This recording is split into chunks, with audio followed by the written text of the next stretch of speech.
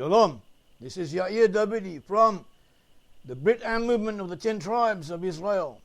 We say that the lost 10 tribes, the 10 tribes of Israel, are now to be found amongst Western nations, including Judah. The Jews are represented in the Bible by Judah.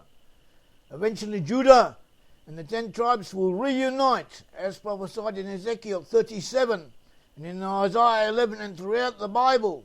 The Jews will reunite with the 10 tribes. Judah and Joseph will become one united element under one king, as Isaiah prophesied, in the last one stick in the hand of God Almighty. The question is, who is Judah? Who is Judah? According to the Bible, who is Judah? We say that Judah means the Jewish people. This is obvious. Everyone knows it. It's a simple question. It is even offensive, insulting to ask such a question, but people ask it. The point is, people ask it, people make other claims.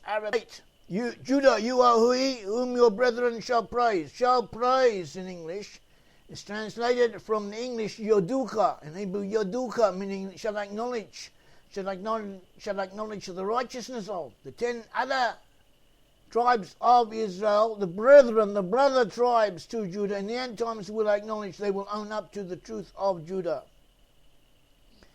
It says, Judah, in Genesis 49:10, the scepter shall not depart from Judah. The scepter in Hebrew, shevet. Shevet means tribe. The tribal recognition, the recognition of Judah as being a tribe of Israel, as being he who he is, as being Judah himself, will not depart from Judah. It will not leave Judah, but it will leave the other tribes. In Isaiah 49, at the end of Isaiah 49, 21 verses 21 onwards, it says that the Jews, when they see the lost 10 tribes returning, will say, who are these? Where did these come from? And I was persecuted, I was alone. And who are these? Who are these people? At first, Judah would be loath. He will not really want to recognize the 10 tribes of Israel when they return. But eventually he will, and he will accept them, and they will be accepted one to each other, and they shall reunite. But it will be Judah who will do the recognizing. It will be Judah who will have the doubts as to the identity of the lost tribes of Israel. Those 10 tribes of Israel will not have any doubts as to who Judah is, because Judah will always be known. Lawgiver. Judah will never have always know the law and always keep the law. Zechariah 8:19, it says in the end times, there will never be any doubt about it. That Judah kept. Judah will keep the fast of the 4th month, the fast of the 5th, the fast of the 7th, the fast of the 10th. They will be for Judah. They will be feast days, and these days are those days upon which the Jewish people today, at this very point in time, still mourn over the destruction of the first and second temples on these months, as the Zechariah pointed to. In the end times, when the third temple is built, when the temple is restored, when we have the temple, these fast days will be for Judah. They will be days of feast and rejoicing, because Judah will have kept them in the past. Judah will have had acknowledged them. Also said that Judah was to be persecuted. It says in Zechariah 1:15, for I am very sore displeased with the heathen that are at ease, for I was but a little displeased, and they held forward the affliction. Judah was persecuted. It says in Zechariah 8:13, shall come to pass that as you were cursed among the heathen, O house of Judah, and house of Israel, so will I save you, and shall be a blessing. Fear you not. Judah will have been accursed, Judah will have been oppressed, Judah will have been persecuted, as it says in Psalms 44:22. For your sake are we killed all the day long, we are counted as sheep for the slaughter. Judah will have been persecuted for being who he is, for being Judah. And this applies to the Jewish people. They were the ones who were persecuted for being who they are, for believing what they did. They were the ones who suffered for being Judah. They were the ones who suffered for acknowledging the truth of Israel and for maintaining their identity as Israelites. It also been prophesied that in the end, that if it should happen, that the Israelites did not go according in the pathway of the Torah as they were obligated to do, that they would be taken away in ships and sold as slaves into Egypt. This is said, detailed. This is in Deuteronomy 28 verse 68. We find that this is what did happen to the Jews in the Second Temple period after the temple was destroyed, and following Bar Kokhba revolt. The Jews were taken away by the Romans, taken in ships to Egypt, and they were sold as slaves, and there were not so many slaves in the market that there were not enough buyers for them. And this is found in the history books and works written by pagans, written by others, and in other words, by objective evidence that should be acceptable to anyone, everywhere. In the end times, Judah will rebuild the state of Israel. We have 4 points applied to us by our friend Stephen Collins. Stephen Collins points out that according to Zephaniah in chapter 2, the end times Judah will return and Judah will occupy the coastal areas of Palestine, such as Ashkelon, Ekron, Ashdod, and so on, which now comprise a central point or an important area of the present-day state of Israel. The Judah will be in Jerusalem, as the Jews in the state of Israel are, as we find in Zechariah chapter 14. So that Judah will be in both an old line and a young line, as described in Genesis 49:9. At the end times, Judah will be both an old line and a young line. Judah is an old country.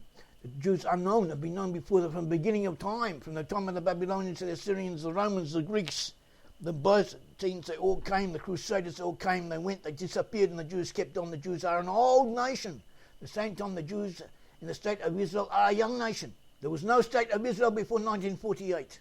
The Jews came back from all over the corners of the earth, from being persecuted and dismissed as dust of history, as nothing, as have-beens, as people who would never ever return to what they once were, and they came back and they rebuilt with the help of the Almighty and their own guts and determination, and with a lot of help from heaven. They have rebuilt the state of Israel, which is one of the greatest entities in the present-day world that we should value and we should want to maintain, because the state of Israel represents something that is important to every true Israelite. The state of Israel answers to an inner need that everyone of Israelite descent should recognize. The state of Israel represents us. The state of Israel is our means of redemption. It is the beginning of redemption for all of us. So too, it said that it was indicated that in the end times, as Stephen Collins pointed out, Judah would have agricultural plenty, in the state of Israel now has been agriculture in the state of Israel, and this is associated with Judah.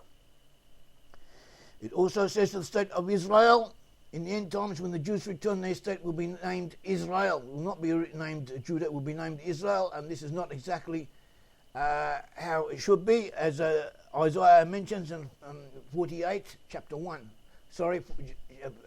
Chapter 48, Isaiah, verse 1, look it up. Isaiah expressly says, in the end times Judah shall call himself Israel, as the state of Israel is now called Israel.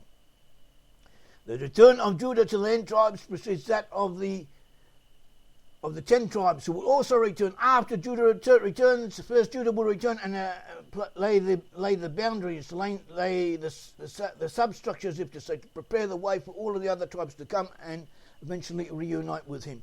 This is described in Sefer Ezekiel and throughout the biblical books, and on our website, go to Brit-Am, Britam.org. On our website we have many articles explaining this matter. It also says that in the end times Judah will return. Judah will return, and he will precede the lost 10 tribes. Throughout the Bible and in the prophetical works, there are references to Judah that cannot and could not be fulfilled by anyone but the Jewish people. Only the present-day Jews fulfilled these prophecies. It was prophesied that Judah would be suffered for being Jewish, and the Jews did suffer for being Jewish. The Jews were persecuted. The Jews did keep the law, as it was prophesied that Judah would do so. The Jews did keep their tribal identification, their Israelite identification. They were identifiable, and they did identify themselves as being Israelites, as being Jewish from Judah, whereas the other tribes did not. It also says that the lost 10 tribes would lose their identity, whereas it was said that the Judah would retain its identity, and this is what happened. And there are many more characteristics applying to Judah according to the Bible, and these characteristics are only found amongst the Jewish people, proving that the tribe of Judah, or the entity known as Judah in biblical terms, applies to the Jews, and it does not apply to anyone else.